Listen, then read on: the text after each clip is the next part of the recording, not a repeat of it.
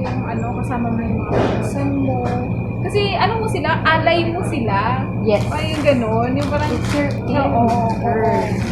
Pag nag-fail ka sa life, yan ang babalikan mo. Kaya nga. Yan ang yung kakampi mo. na-realize ko. Kaya nga sabi ko, totoo ang sinasabi mo na, parang I grew up kasi super duper independent talaga ako. I mean, tignan mo naman ako ngayon, di ba?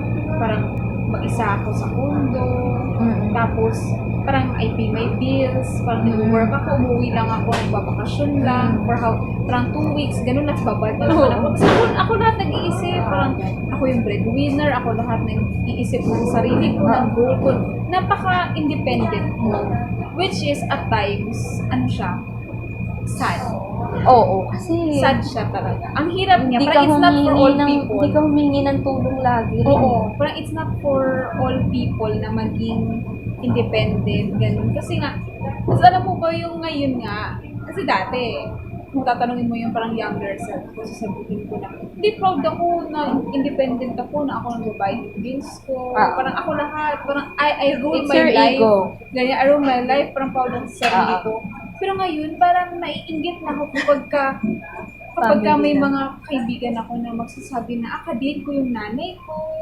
Yung mga ganun. Kasi bakit parang nag-iiba sa tumatanda na ako? Ganun.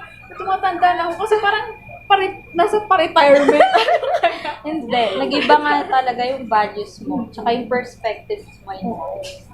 Nag-iiba na. Yung tipo, before ang mga gusto ko, like kahit sa mga bagay-bagay, like sa mga damit, before ang gusto ko yung mga trendy na damit, yung mga fashion damit talaga. na Pang-bagets. pang-bagets. Pero ngayon parang gusto ko na lang yung mga black, Low-key. yung mga plain, yung comfortable ka na. Umidad na rin pa ako. Plain din. Baka gusto ko. Hindi, parang comfortable ka na. Like parang hindi na ako, kung mag-isapan nandito tayo sa kainan. Conscious ako sa mga taong nasa paligid before. Pero ngayon parang, bakit ba?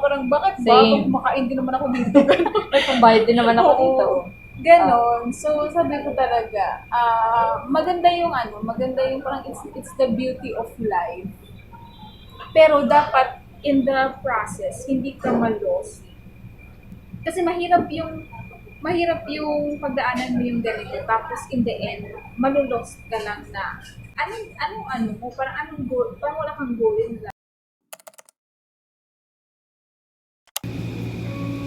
Ako, nagtakaslope na talaga ako. Sinabi ko kay mama, yun ang mahirap na part eh, maayo ko na magturo. Maayo ka na talaga kasi, sige, sabihin ko na kasi dumaan din ako sa process na na-depress ako. Clinically depressed? Hindi ako, Or ano naman? undiagnosed ako, but I saw the signs. So, And I opened the eyes.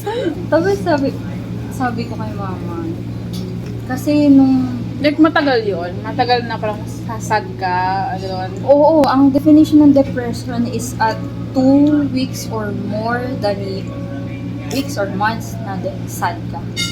Yung sad, yung sinasabi ko sa'yo na hindi mo alam yung gusto mo, hindi mo alam kung saan ka. Tapos every time natatanungin ka, teacher ka, ganito, hindi mo naman gusto ito, bakit kayo nag-explain ako ng ganyan? Meron akong ganun, defense mechanism. Hindi ko alam na nagsastruggle na ako sa inside ko. Nalaman ko na lang siya na na-depress ako. Nung nagkaroon ako ng triggers. Una nung college kasi, bago ako gumraduate, nahirapan din ako. 2016 yun. Yung group namin na people na sa isang thesis na disband. Kasi, pabayarin kami. Parang lax kasi ang dami namin. Na-depress ako kasi nahirapan ako sa thesis. Yun doon mo na malaman kasi habang nag-aaral ka nga, alam mo na pinipilit mo yung sarili.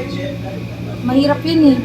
Parang pinupush mo na lang just to survive para makadiploma ka, makagraduate ka. Sabi ko, saka na lang ulit ko intindihin kung ano yung gusto ko. Pero mahirap ipilit yun. Tapos hindi mo pa gusto, tapos nahihirapan ka. Nagkakaroon ng different factors na para ma-hate mo lalo yung course mo. Isa na yung thesis. Yun yung pinakaunang ko. nagkaroon ako ng suicidal thoughts dahil naiwan ako sa grupo lahat kami yung isa gumraduate na. Diba? Ako lang nakasurvive sa tulong ng professor ko kasi sinalo na ako eh. As in, depressed na ako. Alam mo yung gumawa ako ulit ng thesis ko for 4 months. Kasi March, sinabi na hindi ka gagraduate. March na. Kasi hindi tapos yung thesis ko. Kasi magulo talaga. As in, tigi-isa na lang kami na nag-i-edit ng thesis namin. Hindi ko pa gusto yung topic namin. Gumawa ako ng thesis na gusto ko. Which is, I think, alam mo, nakatulong sa life ko ngayon, yung reflective writing. Gumawa ko ng thesis about reflective writing na which I think makakatulong sa lahat. Pag nabasa nila yung thesis ko, grabe.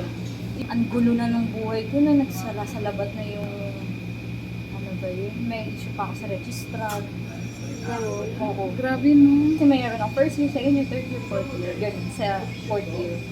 Sabi ko nga sa'yo, speaking ako, hindi ako pumapasok sa ibang So, walang ako nakuha ng subject.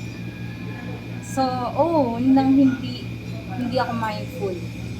Nag-i-ereg na ako eh. So, kung ano lang available, kuha lang ako. Mas lalo nag-trigger yung depression ko. Pumasok ako sa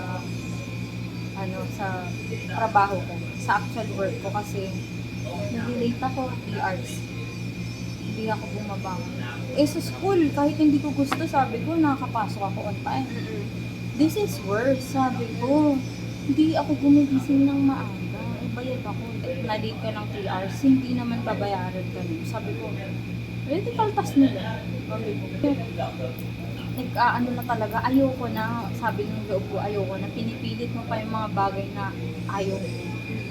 Mismo katawan ko na ayaw bumangon, ayaw magturo, papasok ako sa klase, magtuturo ako ng sobrang energetic pag gusto ko yung topic. Like, sa literature, sa arts, nakapagturo ako ng bonggang-bongga, kasi lahat ng nasa curriculum sa libro na gawa ko. Nung another month, wala na naman. Chill lang ako. Dumating sa punto na papasok ako sa, yung sa pagtuturo. Mortal sin yung pumasok ka sa klase na, di ba naka-lesson plan? Na plano na paano mo i-teach yung topic. Papasok ako sa classroom. Hindi ko naaral yung topic ko. Saan ko yung libro? Okay, class, copy this. Pag ginawa ng teacher mo yun na pinakopy yung lesson niya, ako lang inaaral, saka ako gumagawa on the spot ng example. Pagkatapos ko isulat pati yung assignment, lahat. Okay, harap na ako sa kanila. Let's start the class. Ganun.